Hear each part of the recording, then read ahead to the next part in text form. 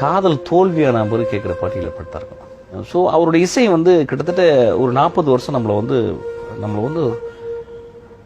நம்மளுடைய புண்களெல்லாம் ஆற்றிக்கிட்டே இருக்கு, சந்தோஷப்படுத்திக்கிட்டே இருக்கு. வாழ்க்கையினுடைய மீனிங்கை நல்லா நான் யோசிச்சுப்பாங்க. 40 வருஷம் அவர் இல்லைன்னா இந்த 40 வருஷம் தமிழ்நாடு வந்து அவ்வளோ சீரழிஞ்சு போயிருக்குன்னு நினைக்கிறேன். கிட்டத்தட்ட ஒரு 100 கொலை தடுத்திருப்பாருன்னு நினைக்கிறேன். எனக்கு தெரிஞ்சு 100 கொலை தடுத்திருப்பாரு. பல குடும்பங்கள் வந்து பிரிஞ்சு போறதுக்கு அது வந்து இல்லாமல் அதை சேர்த்து வச்சிருப்பார். ஸோ நம்ம ஒரு இன்டைரக்டா ஒரு ஆர்டிஸ்ட் ஒரு மியூசிக் பண்ற ஒரு ஹீலிங் இருக்குல்ல, அது இட்ஸ் ஸோ பியூட்டிஃபுல். நான் அவரை பார்த்தது என் லைஃப்ல. அப்புறம் அவர் வரும்போது உங்களுக்கு ஒரு மனிதனை வேணும்ல உங்களுக்கு, அதாவது உங்கள் ஈகோ எல்லாம் காலடியில் போடுறதுக்கு ஒரு மனிதன் வேணும்ல.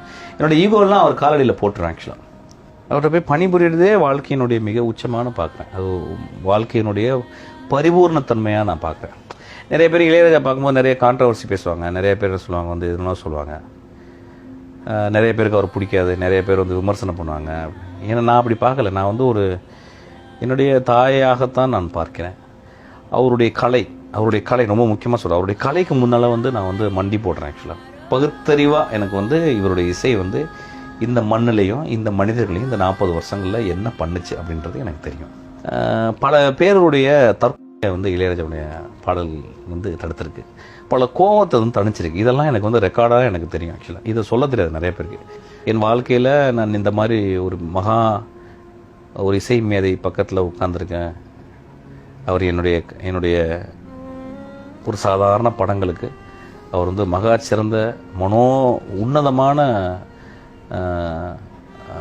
இசையை மீட்டிருக்காருன்றது எனக்கு ஒரு பெரிய வாழ்க்கையினுடைய பேராக தான் நான் பார்க்குறேன். ஆக்சுவலாக இன்றைக்கி நான் காலையில் அவரை மீட் பண்ண போகிறேன்னா நான் இன்றைக்கி வந்து ரொம்ப அழகாக குளிச்சுட்டு அப்போ வாழ்க்கையில் ஒரு பெரிய கோவிலுக்கு போகிற மாதிரி தான் நான் போகிறேன். ஆக்சுவலாக அப்புறம் அவர் பார்த்துட்டு வந்து அப்புறம் அசிஸ்டண்ட்டை உட்காந்து இன்றைக்கி இதை சொன்னார்றா, நான் அதை சொன்னார்றா, இதை பண்ணார்றா, நான் அப்படி பண்ணார்றா, அது இன்ஸ்பிரேஷனாக எனக்கு நைட் ஃபுல்லாக பேசிக்கிட்டே இருப்பேன்.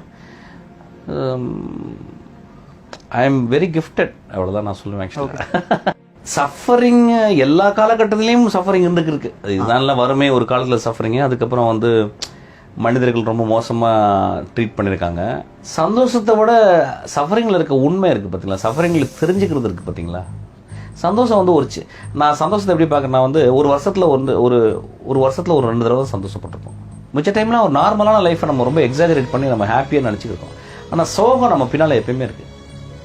எப்பயுமே சோகம் வந்து இருக்குது. ஒவ்வொரு ரோடில் லெஃப்ட் டர்னு ரைட் டர்ன் பண்ணும்போது ஒரு சோகம், ஒரு விதி வெயிட் பண்ணிகிட்டே இருக்குது. நான் பார்த்துருக்கேன். ஆக்சுவலாக நான் அப்படி தான் பார்க்குறேன். ஆக்சுவலாக அப்புறம் சக மனிதனை வந்து நம்ம எப்படி அவனுடைய சோகத்தின் மூலியமாக தான் நம்ம புரிஞ்சிக்க முடியுது.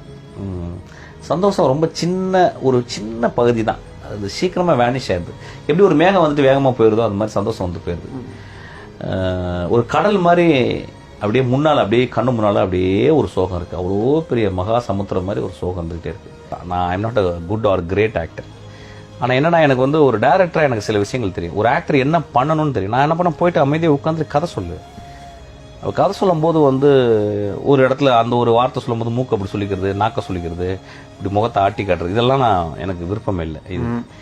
இதெல்லாம் பண்ணால் பெரிய நடிகர்களாக ஆயிடலாம், அது வந்து பண்ணி ப்ரூவ் பண்ணலாம். பட் அப்படிலாம் இல்லை. நான் சும்மா மனசுக்குள்ளே ரொம்ப தீர்க்கமாக உள்ளே போயிட்டு கேமரா இருக்கலாம் டோட்டலாக மறந்துட்டு நான் பாட்டுக்கு பேச ஆரம்பித்தேன். அந்த கதையை சொல்ல ஆரம்பித்தேன்.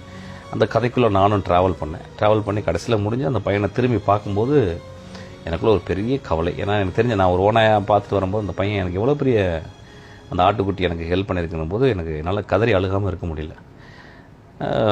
அந்த சீனை முடிச்சுட்டு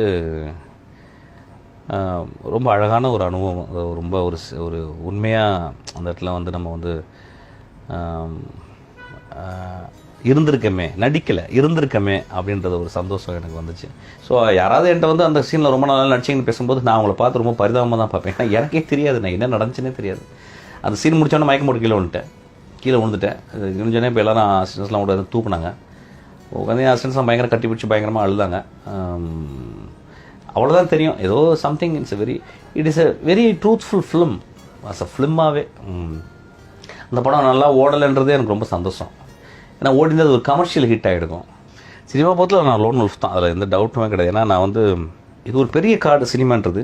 அந்த சினிமாக்களில் பல விலங்குகள் இருக்குன்னா, பல மான்கள், பலவிதமான மான்கள், பலவிதமான இப்போ ஓனாய் இருக்குது, நரி இருக்குது, காட்டுப்புலி இருக்குது, வரிப்புலி இருக்குது, இப்படி நிறைய இருக்குது. அதில் ஒரு ஓநாய் வந்து ஒரு வித்தியாசமான ஒரு அனிமல் தான், ஒரு விலங்கு. I am a lone wolf and I feel very relieved about that, not happy about that. இன்னும் நிறைய பேர் என்னை பிடிக்காதவங்க நிறைய பேர் இருக்காங்க. பிடிச்ச பேர் ரொம்ப கம்மியான பேர் இருக்காங்க. அந்த லோன் உல்ஃபாக இருக்கிறதுலாம் எனக்கு ரொம்ப சந்தோஷமாக இருக்குது. எனக்கு வந்து நிறைய எனக்கு படிக்கிறதுக்கோ இல்லை என்னை சுற்றி பக்கத்தில் இருக்க மனிதர்கள்ட்ட வந்து பார்த்துக்கிறதுக்கோ எனக்கு வந்து நிறைய என்னால் டைம் ஸ்பெண்ட் பண்ண முடியுது. It's good. I am very happy about being a lone wolf.